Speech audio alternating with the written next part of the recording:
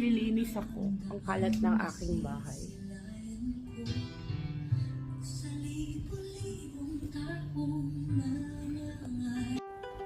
So by this time, nakapag-breakfast na ako, nakapagluto na ako, so makalat din ang aking kusina.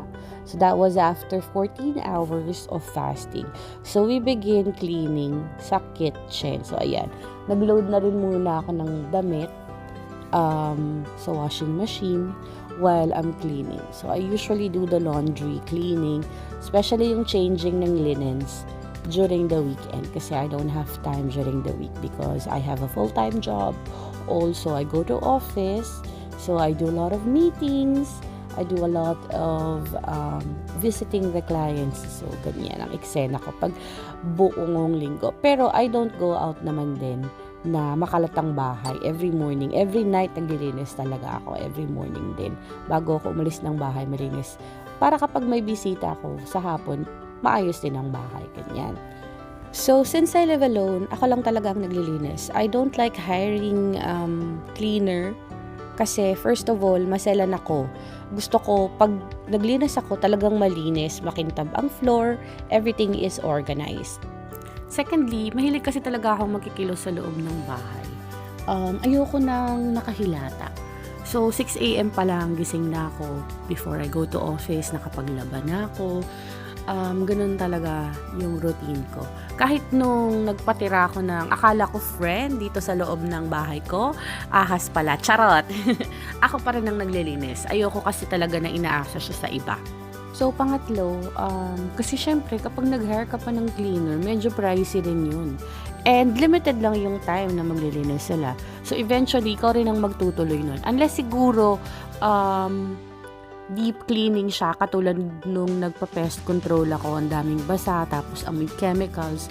That was the time na talagang nagpa-cleaning ako dito sa bahay. Pero so far, isang beses pa lang akong pest control for the 4 years na dito ako nakatira. Isang beses pa lang ako nagpa-pest control. So, I don't need deep cleaning services. Sa bed, what I normally do, I steam it to straighten the bed sheet. So once na nalagay ko na yan sa mattress, I straighten it with the steamer. Another benefit of that na napansin ko is that when you steam it, yung mga dumikit na alikabok, when you dry it outside or while washing it, tumataas siya, umaangat siya. You can remove it later on with the towel. So that's one of the reasons why I steam it. So that's actually advisable for those who have sensitive skin. And yung mga friends ko na may babies, you can do that. Pero syempre yung sa akin, arte lang. Walang sensitive, walang ganun. Arte lang talaga. For me, pati pillowcase and yung blankets, gusto ko paplansyahin yan lahat. Para yung sinasabi nilang aesthetic tingnan. Ganun!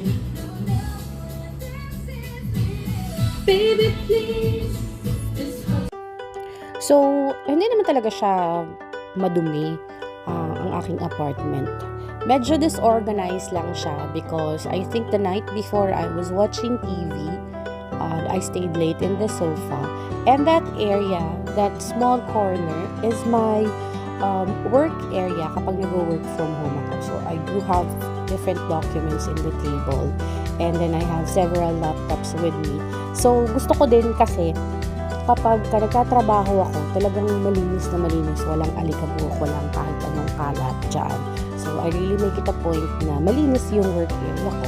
Para anytime din nasumpungin ako ng kasipagan, nagtrabaho during the day, during weekends, madali lang siyang magawa for me kasi nga maayos yung work area ko. Kasi kung makalat din yun, again, maglilinis ako ulit. So, that's how I do it. Also because I get easily distracted by the mess. So kung may makikita akong kalat, iba na naman yung gagawin ko, lilinisan ko yan instead, tapos mamaya hindi ko na nagawa yung originally na dapat kong gawin.